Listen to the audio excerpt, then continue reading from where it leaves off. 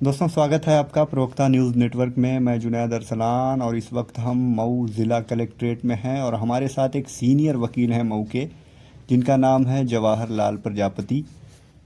और ये काफ़ी सीनियर वकील हैं और पहले भी ये अध्यक्ष रह चुके हैं कलेक्ट्रेट बार एसोसिएशन के। हम इनसे वकीलों की मूल समस्याओं के बारे में जानना चाहेंगे। सर, बहुत स्वागत है आपका हमारे चैनल पर।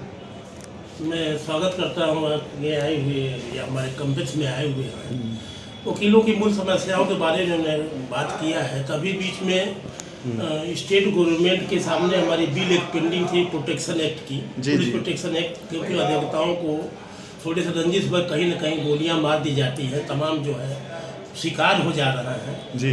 पुलिस जो है और के संबंध में अभी हमारे बार काउंसिल द्वारा स्टेट गवर्नमेंट से बात हुई और उन्होंने कहा था कि नहीं, इसकी एक टीम बनाकर में निर्धारण किया जाएगा।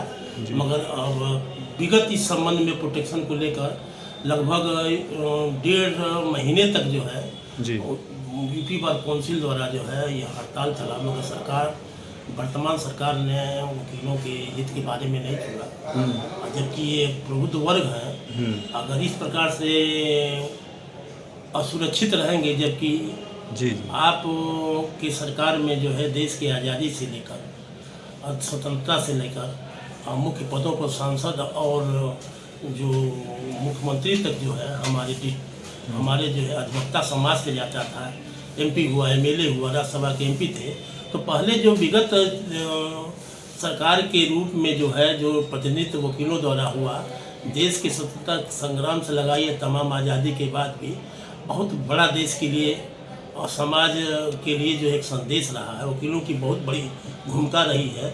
मगर वर्तमान में स्थिति ये होती जा रही है कि एक गिरावट भी आ रही है और वर्तमान में जो है माफिया लोग जो है सरकार के में जो है ज़्यादा से ज़्यादा लोग जो है एमपी एमएलए।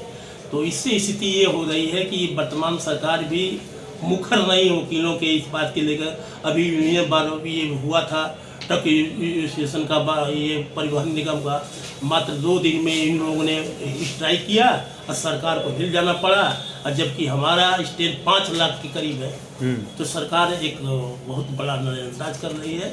मैं चाहूँगा कि आने वाले समय में वकील प्रोटेक्शन को और वकील की सुरक्षा के संबंध में आप सरकार में हैं, अगर एक बुद्धिजीवी का अगर इस तरह से उसके सुरक्षा न्यायालय से लेकर और जगह जगह नहीं होगा, तो इसका मतलब ये मान लिया जाता है कि जब वकील की सुरक्षा अगर देश में नहीं होगी, एक आम आदमी की सुरक्षा क्या हो सकती है। सर, अक्सर सुनने में आता है कि पुलिस प्रशासन और वकीलों में भी कुछ विवाद हो जाते हैं और उस पर काफ़ी आप लोगों को कुछ सहना पड़ता है। उसके बारे में आपका क्या कहना है? मतलब ये कहना है कि सही, हमारे में जो है हम वकील हैं, वकीलों के अपने हद के या दायरे में रहकर ही काम करना चाहिए जी। पुलिस हर कार्यों में जो है जो पुलिस का रोल है, उस पुलिस के रोल जो है वो अपने जगह पर है।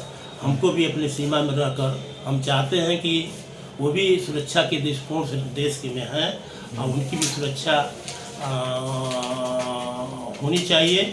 हमारे उनके बीच में कोई ऐसा, मेरा सोच है कि कोई दुश्मनी नहीं है, ना उनके प्रति हमारे बुद्धिजीवियों की एंटी कोई सोच है। मैं ये चाहता हूँ कि अपने अपने कार्यों में हमको अंजाम देते हुए हम लोग एक दूसरे के साथ मदद करें। हम उनसे भी अपील करेंगे कि कोई ऐसी दुर्भावना हमारे प्रति न रखा जाए। मैं भी उनके प्रति, क्योंकि लोकतंत्र के प्रहरी वो एक जिम्मेदार व्यक्ति हैं, हमारी भी एक जिम्मेदारी है कि मैं उनका सम्मान करूं, वो भी मेरा सम्मान करो। इन सब बातों के साथ मैं यही चाहूँगा कि हम यही चाहते हैं कि अगर हम सुरक्षित रहेंगे तो हमारे देश में वो अधिकारी हमसे बड़ी उम्मीद लेके आते हैं। अब मैं चाहता हूँ कि वो अधिकारी का हित सुरक्षित होना चाहिए। हम इसी द्वारा मैं अपील करूँगा कि सरकार वकीलों के हित के बारे में प्रोटेक्शन बिल को अविलंब लागू कर लें, वरना देशव्यापी किसी भी हद तक जो है वकील जा सकता है। सर, एक समस्या और आ रही है वादी और प्रतिवादियों को न्याय मिलने में। भारत की न्याय व्यवस्था ऐसी हो गई है कि यहाँ पर वादियों और प्रतिवादियों को न्याय मिलने में काफ़ी ताख़ीर हो रही है, विलम्ब हो रहा है। तो उसके बारे में आप क्या सोचते हैं? जिम्मेदारी सही है कि हम चाहते हैं कि वकीलों के द्वारा किए हुए अधिकारियों के जो के हित में जो हम लोग कार्य करते हैं जी। कुछ समस्याएं ऐसी आ जाती हैं कि वकीलों को भी स्ट्राइक से थोड़ा दूर रहना चाहिए, ताकि हमारा पहला कार्य उनके प्रति न्याय दिलाना होता है। और मेरे ये कभी नहीं मनसा है कि मैं उनको न्याय दिला दूँ, मगर ये पीठासीन अधिकारी के जो है भ्रष्ट रवैये से ये विलम्ब होता है, इसलिए वकील को आक्रोश हो जाता है कि आज न्याय जिसको मिलना चाहिए पीठासीन अधिकारियों द्वारा कुछ गलत धारणा के आधार पर न्याय जिसको मिलना चाहिए गरीब को नहीं मिल पाता है। इसलिए इस स्थिति को देखते हुए कभी कभी पीठासीन अधिकारियों वकीलों का कोई विवाद होता है, क्योंकि हम न्याय की लड़ाई लड़ते हैं अब पता चलता है कि जिसको न्याय मिलना नहीं चाहिए उसको न्याय दे दिया जाता है। इस बात पे हमारा ये होगा कि पीठासीन अधिकारी जो न्यायाधीश की कुर्सी पर बैठे हुए हैं अपने कर्तव्यों से बधिर होना चाहिए, और एक अधिवक्ता हित की बात नहीं, न्याय के दृष्टिकोण से पीठासीन अधिकारी है, हम उसका सम्मान करते हैं, तो कायदे या कानून के तहत निशान करें, मैं यही चाहता हूँ। ठीक सर, थैंक यू।